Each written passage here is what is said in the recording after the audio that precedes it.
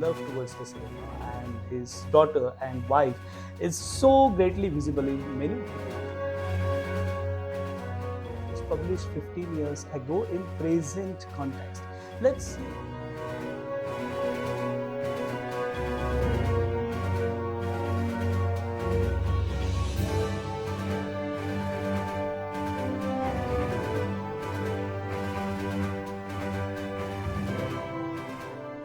Whose best, I hope and pray, is yet to come.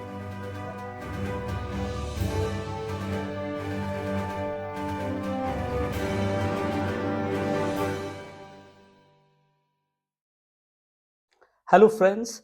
I'm Dr. Ashutosh Javadekar, and I welcome you in today's new episode of Book Bro. Book Bro is the YouTube series run by me based on the books. Sometimes we have book reviews in it, sometimes we have authors' dialogues, and now there are almost 3,500 subscribers. We cover primarily Marathi books, but also books from English as well as Hindi. And today's episode is going to be a really special one because it's not on the new book which has been recently launched, unlike other episodes, but in fact it's a book which was published 15 years ago. And then you might ask me that what's the reason behind choosing this peculiar book for today's episode, and the reason is simple. Let me just show you the cover of it. You can see it here. Bharat Ratna was recently conferred upon Mr. L.K. Advani, Lal Krishna Advaniji, a great leader, statesman, politician, author. And L.K. Advaniji's autobiography was published way back in 2008. And then I think by 2009, it was in fact translated in almost all Indian regional languages. And this book I read first in Marathi and then later in English, and I found both the versions equally captivating. In today's episode of Book Bro, basically, I'm not just going to highlight about the book because this is an old book. Already you must have read it, or the book reviews must have it in abundance if you just search on the Google. So instead of giving a general info on the book or criticizing some of its part, let me focus my episode with this peculiar angle. Let's look back at this peculiar autobiography, which was published 15 years ago in present context. Let's see how you can see the same old book in a new light, because 15 years is a really long time, and Indian politics has been changed a lot in last 15 years. And now Advaniji has been recently awarded with Bharat Ratna, which is very heartwarming news for many of his followers and fans, including me. So let's just go ahead and see what we observe after 15 years. So my first observation during rereading of this book, which was published 15 years ago, is this: that this is no more an era of the statesman, but it's an era of the politicians. And this fact is not limited only for the India, but also across the globe, because the world has changed a lot, and probably it needs or demands politician more than the statesman. So in this peculiar book, we come across so many good statesmen like Advaniji himself, or Atalji, or Pandit Nehru for that matter. Or there is a big chapter on Narasimha Rao, and we are amazed to see that how many languages he used to speak or converse. And this kind of intellectual kind of canvas which was present in the leaders of several decades ago across the globe is, I won't say no more sin, but it's definitely diminishing for that matter. Probably because the world politics is changing so fast, and the generational context is also demanding the faster action rather than the intellectual brewing. But that is my first observation. Of course, while rereading this book, I went back to two chapters. One was for the Ayodhya temple. One was based on L.K. Advaniji's famous or infamous Pakistan journey, where he praised Jinnah. So nowadays, I come across many people who say that L.K. Advaniji was trying to be, secular. He was trying to impress the seculars at least, or why he apologized at the time of the Babri Masjid, and he was really apologetic about his being Hindu.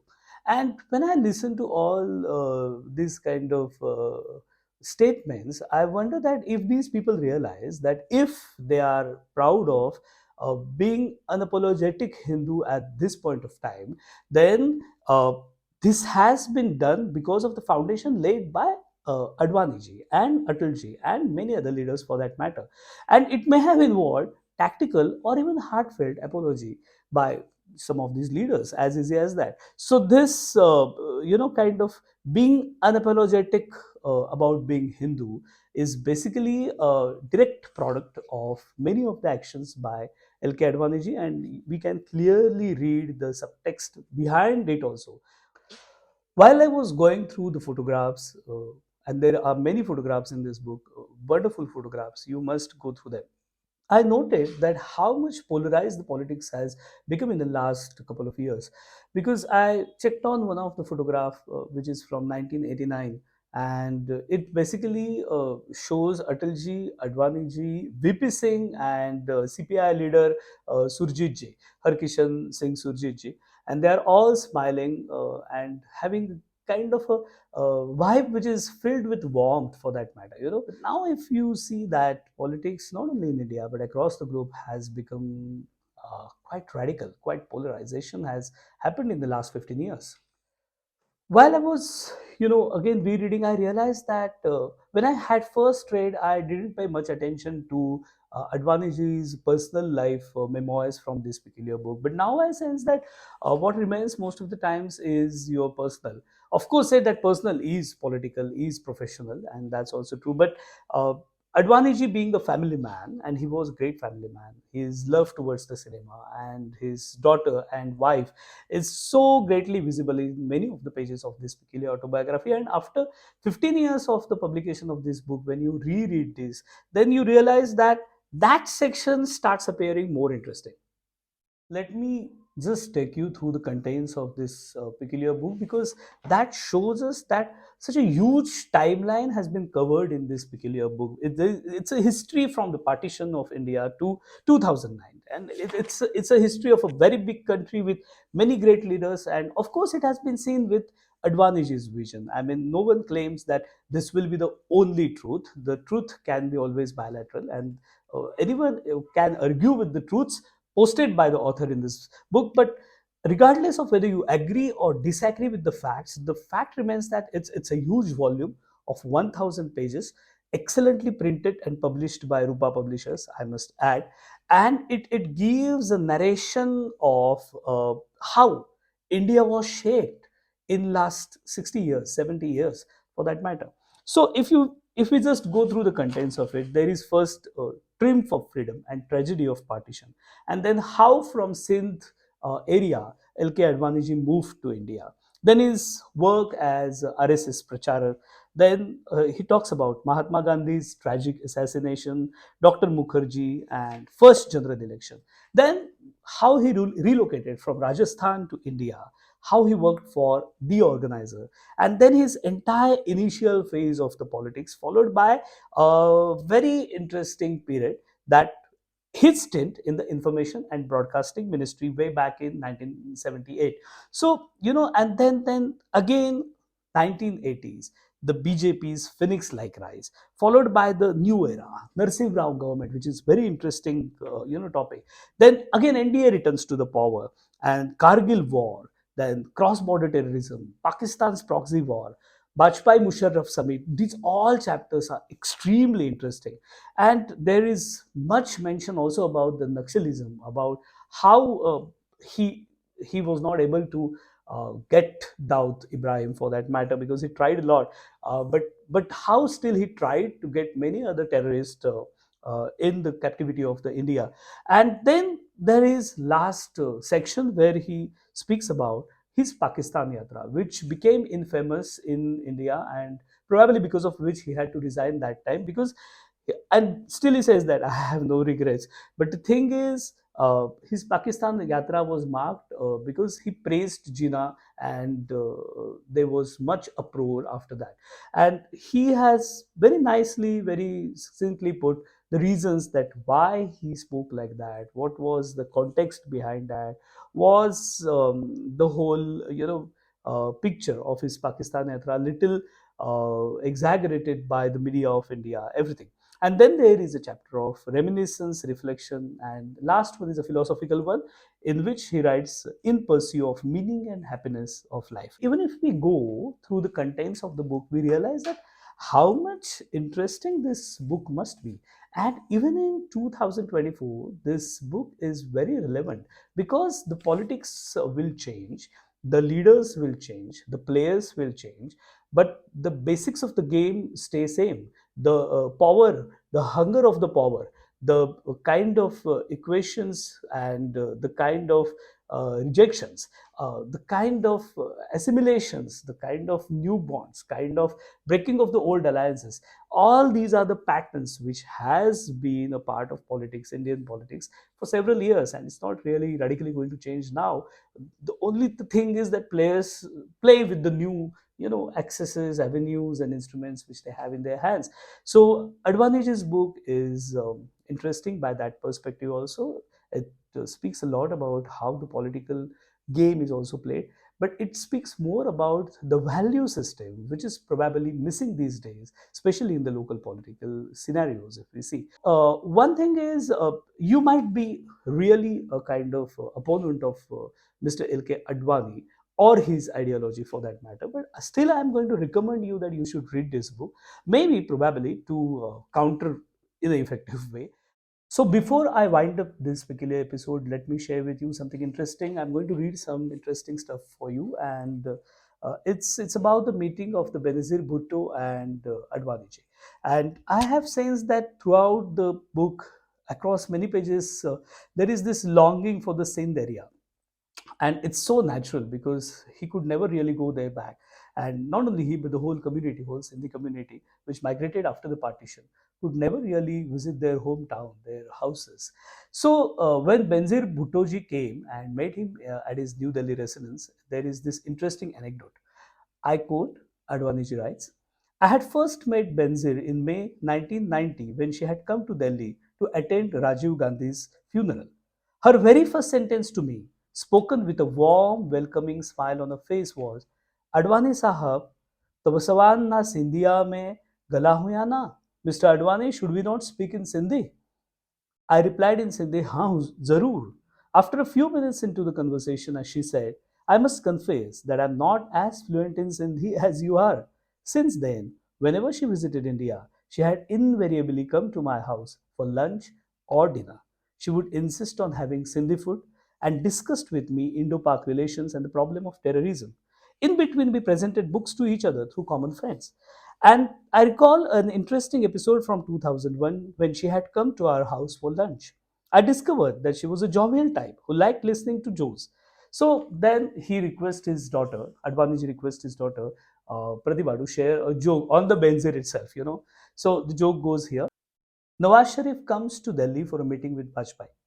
After dinner, Bajpai says to Sharif, well, Nawaz Sahab, I don't know what you think of the members of your cabinet, but mine are all bright and brilliant. How do you know? Asks Sharif. Oh, well, it's simple, says Vajpayee. They all have to take special tests before they can be minister. Wait a second, he calls Advani over and say to him, tell me, Advaniji, who is the child of your father and of your mother who is not your brother and is not your sister? Ah, that's simple, says Advani. It is me. Well done, Advaniji, says Bajpai. Sharif is very impressed. He returns to Islamabad and wonders about the intelligence of the members of his cabinet. He calls in his cabinet secretary, recounts the dinner table conversation that he had had with Indian Prime Minister, and asks him to test the IQ of a particular minister. The cabinet secretary calls in the minister and says, the Prime Minister has asked me to ask you to answer the following question. Who is the child of your father and of your mother who is not your brother and is not your sister? The minister thinks and doesn't know the answer. I'll have to think about it a bit further. Please tell Prime Minister Saab that I'll let him know tomorrow. Of course, says the cabinet secretary. You have got 24 hours. The minister goes away, thinks as hard as he can, calls in his chief secretaries and joint secretaries, but no one knows the answer. 20 hours later, the minister is very worried because he still had no answer and only 4 hours were left. Eventually, the minister says to himself, I'll ask Benzer. She's clever, she will know the answer. He calls Benzer. Mohatarma, he says, tell me who is the child of your father and of your mother, who is not your brother and is not your sister. Very simple, says Benzer. It's me. Of course, exclaims the minister and rings up the cabinet secretary. I have got the answer. It's Benzer Bhutto. No, Minister Saab, says the cabinet secretary. You will lose your job if you give this wrong answer. The right answer is Advani. Benzer could hardly control her laughter after listening to this joke and told Pratibha, will you please give a printout of it? I want to carry it with me. It is a serious book. The humor which I just read out for you was a kind of a breather in between the quite serious episodes. In fact, this is immediately followed by his reflection of after the assassination of Benzer Bhutto, for that matter. It's a kind of book which you should read regardless of your political ideology, for that matter. And let me just conclude the episode by reading remarks from the foreword by Atal Bihari Vajpayee ji. Advaniji has been my friend and comrade in arms for over 50 years. He has never compromised on his core belief in nationalism and yet has displayed flexibility in political responses whenever it was demanded by the situation. He has an open mind that always absorbs new ideas from diverse sources. I'm certain that my country, my life will be read widely and with keen interest by people from diverse backgrounds. For Meerut in it is a remarkable journey of a sensitive human being and an outstanding leader whose best, I hope and pray, is yet to come. Well, that last wish of Atalji, it really didn't materialize, but that doesn't, diminish anything. That doesn't reduce him to anything, because the thing is, he is a great leader with a great stature, and these 1,000 pages are testifying the same.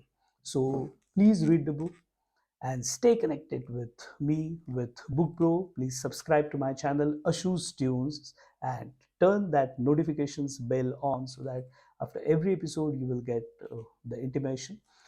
There are two playlists. One is for the Book Bro episodes for the Marathi books, and one is Book Bro with the English episodes. So probably you can go to the respective playlist and watch the previous episodes as well. Stay tuned, and for time being, once again, I would like to convey my pranam and heartiest congratulations to the great leader, and he is L.K. Advani, who will be saying till the last breath, my country, my life.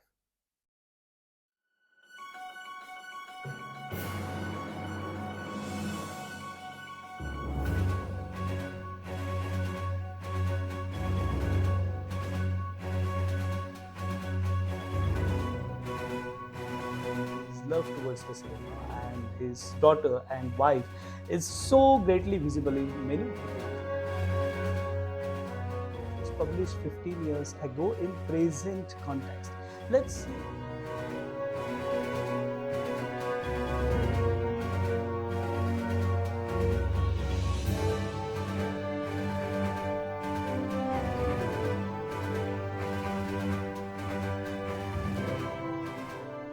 Whose best, I hope and pray, is yet to come.